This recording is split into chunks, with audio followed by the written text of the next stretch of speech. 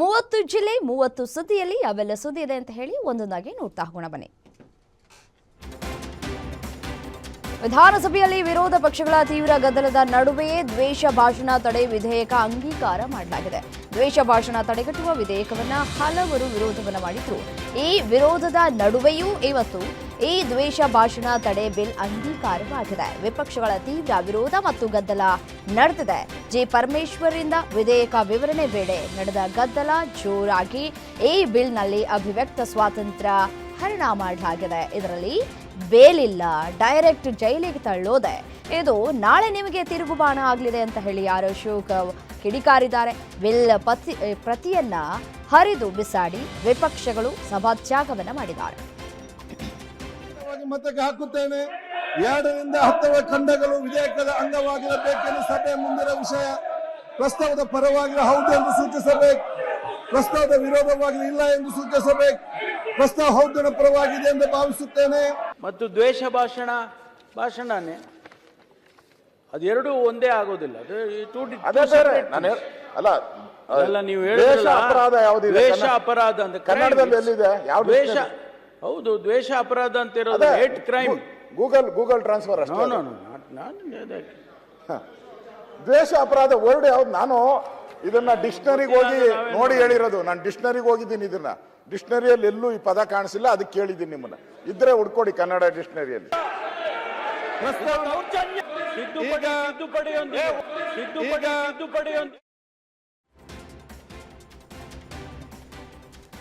Siddaramaiah out going ಮುಖ್ಯಮಂತ್ರಿ. ಇದು ಸಿದ್ದರಾಮಯ್ಯನವರಿಗೆ ಕೊನೆ ಅಧಿವೇಶನ ಅಂತ ಬಿಜೆಪಿ ರಾಜ್ಯಾಧ್ಯಕ್ಷ ಬಿವೈ ವಿಜಯೇಂದ್ರ ಲೇವಡಿ ಮಾಡಿದ್ದಾರೆ.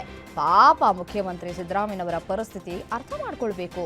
ಮುಖ್ಯಮಂತ್ರಿಗಳ ಮಾತಿನ ದಾಟಿ ನೋಡಿದ್ರೆ ನಿಮಗೆ ಅರ್ಥವಾಗತ್ತೆ. ಸದನದಲ್ಲಿ ಚರ್ಚಿಸೋದಕ್ಕೆ ಔಟ್ ಗೋಯಿಂಗ್ ಮುಖ್ಯಮಂತ್ರಿಗಳಿಂದ ಪರಿಹಾರ ಸಿಗುತ್ತೆ ಎನ್ನುವ ಆಶಾಭಾವನೆ ಇಲ್ಲ ಅಂತ ಹೇಳಿದ್ರು. ವಿಜಯೇಂದ್ರ ಹೇಳಿಕೆಗೆ ಕಾಂಗ್ರೆಸ್ನ ನಾಯಕರು ಕೆಂಡಾಮಂಡಲರಾಗಿದ್ದಾರೆ. ಮೊದಲು ಅವ್ರ ತಟ್ಟೆಯಲ್ಲಿ ಬಿದ್ದಿರುವಂತಹ ಹೆಗಣ ಎತ್ತೋದಕ್ಕೆ ಹೇಳಿ. ಭವಿಷ್ಯ ಹೇಳೋರ ವಿಜಯೇಂದ್ರ ಬಿಜೆಪಿ ಅವರಿಗೆ ಬೇರೆ ಅವರ ಬಗ್ಗೆನೇ ಚರ್ಚೆ ಮಾಡೋದು ಜಾಸ್ತಿ ಅಂತ ಹೇಳಿ ಕಾಂಗ್ರೆಸ್ನ ನಾಯಕರು ವಾಗ್ದಾಳಿಯನ್ನು ನಡೆಸಿದ್ದಾರೆ. ಪಾಪ ನೀವು ಮುಖ್ಯಮಂತ್ರಿಗಳ ಪರಿಸ್ಥಿತಿಯನ್ನು ನೀವು ಅರ್ಥ ಮಾಡ್ಕೊಳ್ಳಿ. Is A out going chief minister. ಯಾವಾಗ ರಾಜೀನಾಮೆ ಕೊಡ್ತಾರೋ ಯಾರಿಗೂ ಕೂಡ ಅದ್ರ ಬಗ್ಗೆ ಮಾಹಿತಿ ಇಲ್ಲ.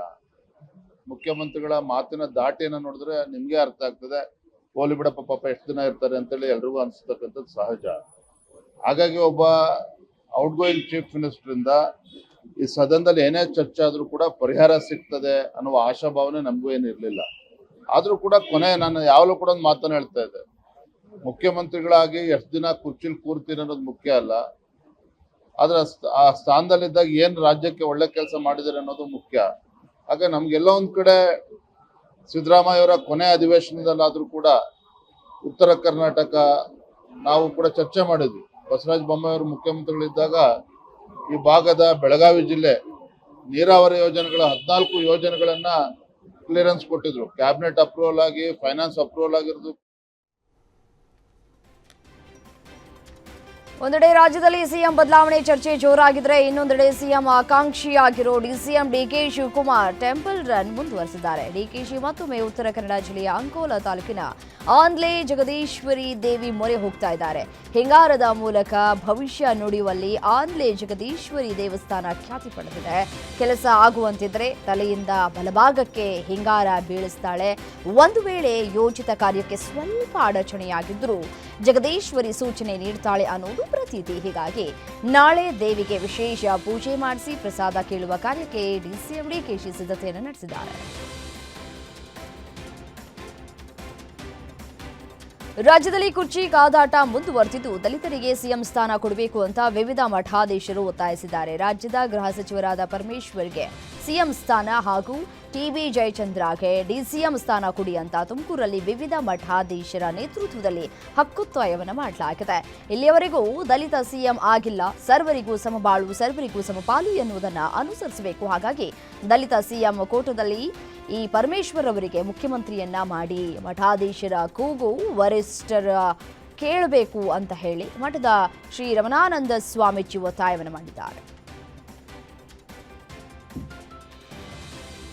ರಾಜ್ಯದ ಹಲವು ಜಿಲ್ಲೆಗಳಲ್ಲಿ ಕೇಂದ್ರ ಸರ್ಕಾರದ ವಿರುದ್ಧ ಕಾಂಗ್ರೆಸ್ನ ಕಾರ್ಯಕರ್ತರು ಪ್ರತಿಭಟನೆಯನ್ನ ಮಾಡಿದ್ದಾರೆ. ಪ್ರತಿಭಟನೆ ಭುಗಿಲೆದ್ದಿದೆ. ನ್ಯಾಷನಲ್ ಹೆರಾಲ್ಡ್ ಪ್ರಕರಣದಲ್ಲಿ ರಾಹುಲ್ ಗಾಂಧಿ ಮತ್ತು ಸೋನಿಯಾ ಗಾಂಧಿ ವಿರುದ್ಧದ ಆರೋಪವನ್ನು ಖಂಡಿಸಿ ಕಾಂಗ್ರೆಸ್ನ ಕಾರ್ಯಕರ್ತರು ಚಿಕ್ಕಮಗಳೂರು ಬಿಜೆಪಿ ಕಚೇರಿಯನ್ನು ಮುತ್ತಿಗೆ ಹಾಕಿ ಪ್ರತಿಭಟನೆ ಮಾಡಿದ್ದಾರೆ. ನಗರದಲ್ಲಿರುವ ಬಿಜೆಪಿ ಕಚೇರಿಗೆ ಮುತ್ತಿಗೆ ಹಾಕಿದ ಕಾಂಗ್ರೆಸ್ ಕಾರ್ಯಕರ್ತರನ್ನ ಪೊಲೀಸರು ತಡೆದು ನಿಲ್ಲಿಸಿದ್ರು. ಇದರಿಂದ ಕಾರ್ಯಕರ್ತರು ಬಿಜೆಪಿ ಕಚೇರಿಯ ಮುಂದೆ ಪ್ರತಿಭಟನೆ ನಡೆಸಿ ಬಿಜೆಪಿ ವಿರುದ್ಧ ಧಿಕ್ಕಾರವನ್ನು ಕೂಗಿ ಆಕ್ರೋಶವನ್ನು ಹೊರಹಾಕಿದ್ದಾರೆ.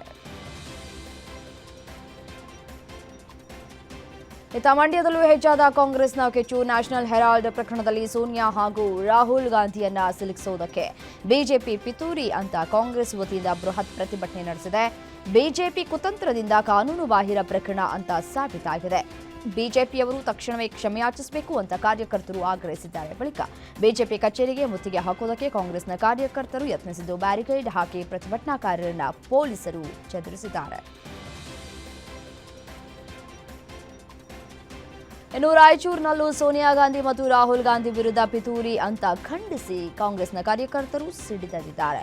ರಾಯಚೂರಿನಲ್ಲಿ ಜಿಲ್ಲಾ ಕಾಂಗ್ರೆಸ್ ಘಟಕ ಪ್ರತಿಭಟನೆ ನಡೆಸಿದೆ. ರಾಯಚೂರು ನಗರದ ಮಂತ್ರಾಲಯ ರಸ್ತೆಯಿಂದ ಬಿಜೆಪಿ ಜಿಲ್ಲಾ ಕಚೇರಿವರೆಗೂ ಪ್ರತಿಭಟನಾ ರ್ಯಾಲಿ ನಡೆಸಿ ಆಕ್ರೋಶವನ್ನು ವ್ಯಕ್ತಪಡಿಸಿದ್ದಾರೆ. ಬಳಿಕ ಜಿಲ್ಲಾ ಬಿಜೆಪಿ ಕಚೇರಿಗೆ ಮುತ್ತಿಗೆ ಹಾಕುವುದಕ್ಕೆ ಯತ್ನಿಸಿದ್ದಾರೆ. ರಾಹುಲ್ ಗಾಂಧಿ ಅವರ ಮೇಲೆ ಸುಳ್ಳು ಕೇಸುಗಳನ್ನು ದಾಖಲಿಸಿ ಅವ್ರನ್ನೇ ಮುಜುಗರ ತರ್ತಕ್ಕಂಥ ಕೆಲಸ ಮತ್ತು ಅವ್ರನ್ನ ಒಳಗಾಕುವಂಥ ಕೆಲಸ ಇವತ್ತು BJP ಕಡೆಯಿಂದ ಆಗ್ತಾ ಇದೆ. ಅದನ್ನು ಏನಪ್ಪ ಅಂದರೆ ಈಗಾಗಲೇ ಕೋರ್ಟ್ ತಮಗೆಲ್ಲ ಗೊತ್ತಿದ್ದಂತೆ ಕೋರ್ಟ್ ಸಹಿತ ಕ್ಲಿಯರ್ ಮಾಡಿದೆ. ಮೊನ್ನೆ ಅವ್ರದ್ದೇನೂ ಇದಿಲ್ಲ ಅಂತೇಳಿ ವಜಾ ಮಾಡಿದೆ. ಆದರೂ ಕೂಡ ಇವರು ನಿರಂತರವಾಗಿ ನಮ್ಮ ಪಕ್ಷದ ನಾಯಕರ ಮೇಲೆ ಕೇಸುಗಳನ್ನು ದಾಖಲಿಸಿ ಅವ್ರನ್ನೇ ಮುಜುಗರ ತರ್ತಕ್ಕಂಥ ಕೆಲಸ ಮತ್ತು ಏನಪ್ಪ ಅಂದ್ರೆ ಮಾಡಿಕೊಡುತ್ತಿರುವ ಕೇಂದ್ರ ಸರ್ಕಾರಕ್ಕೆ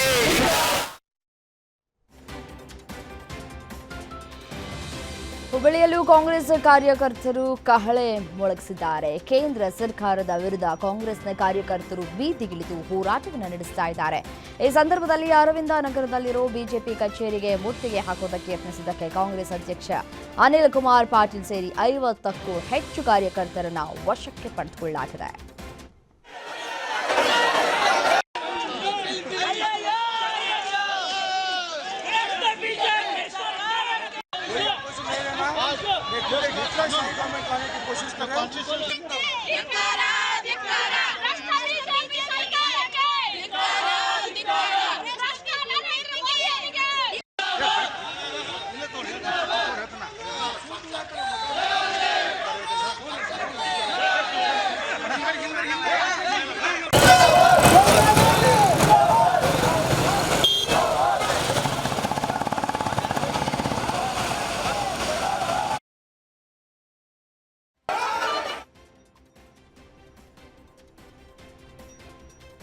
ಕೇಂದ್ರ ಸರ್ಕಾರದ ದ್ವೇಷ ರಾಜಕಾರಣವನ್ನು ಖಂಡಿಸಿ ಶಿವಮೊಗ್ಗದಲ್ಲಿ ಕಾಂಗ್ರೆಸ್ ಕಾರ್ಯಕರ್ತರು ಉಗ್ರ ಪ್ರತಿಭಟನೆ ನಡೆಸಿದ್ದಾರೆ. ಬಿಜೆಪಿ ಕಚೇರಿಗೆ ಮುತ್ತಿಗೆ ಹಾಕುವುದಕ್ಕೆ ಯತ್ನಿಸಿದ ವೇಳೆ ಬ್ಯಾರಿಕೇಡ್ಗಳನ್ನು ತಳ್ಳಿ ನುಗ್ಗಿದ ಕಾರ್ಯಕರ್ತರು ಮತ್ತು ಪೊಲೀಸರ ನಡುವೆ ತಳ್ಳಾಟ ನೂಕಾಟ ನಡೆದಿದೆ. ಪರಿಸ್ಥಿತಿಯನ್ನ ನಿಯಂತ್ರಿಸುವುದಕ್ಕೆ ಪೊಲೀಸರು 20ಕ್ಕೂ ಹೆಚ್ಚು ಕಾರ್ಯಕರ್ತರನ್ನ ಬಂಧಿಸಿದ್ದು ಸ್ಥಳದಲ್ಲಿ ಹೈ ಡ್ರಾಮಾ ಸೃಷ್ಟಿಯಾಗಿದ್ದು ಕರ್ತವ್ಯ ನಿರತ ಮಹಿಳಾ ಪೊಲೀಸ್ ಅಧಿಕಾರಿಯೊಬ್ಬರ ಕುತ್ತಿಗೆಯಲ್ಲಿ ಇದ್ದಂತಹ ಸುಮಾರು 60 ಗ್ರಾಂ ತೂಕದ ಮಾಂಗಲ್ಯ ಸರವನ್ನ ಕಳ್ಳರು ಕಿತ್ಕೊಂಡು ಪರಾರಿಯಾಗಿದ್ದಾರೆ.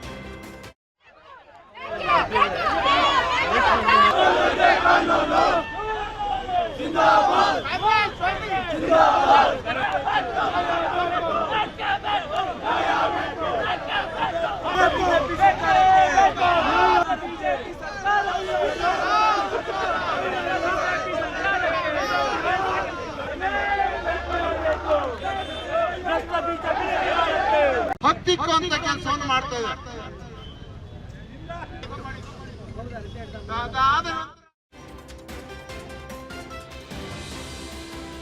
ರಾಹುಲ್ ಗಾಂಧಿ ವಿರುದ್ಧ ಸುಳ್ಳು ಕೇಸ್ ಹಾಕಿ ದ್ವೇಷದ ರಾಜಕಾರಣ ಮಾಡ್ತಾ ಇದೆ ಅಂತ ಆರೋಪಿಸಿ ಕಲಬುರಗಿಯಲ್ಲೂ ಕಾಂಗ್ರೆಸ್ ಪಕ್ಷದ ಜಿಲ್ಲಾ ಘಟಕದ ವತಿಯಿಂದ ಪ್ರತಿಭಟನೆ ನಡೆಸಲಾಯಿತು.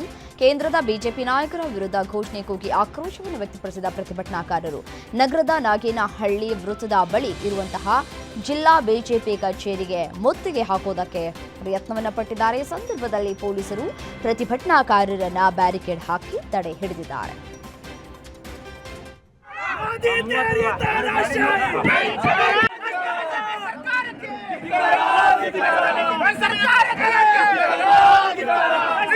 ಸರ್ಕಾರಕ್ಕೆ ಬಿಜೆಪಿ ಸರ್ಕಾರಕ್ಕೆ ಸರ್ಕಾರಕ್ಕೆ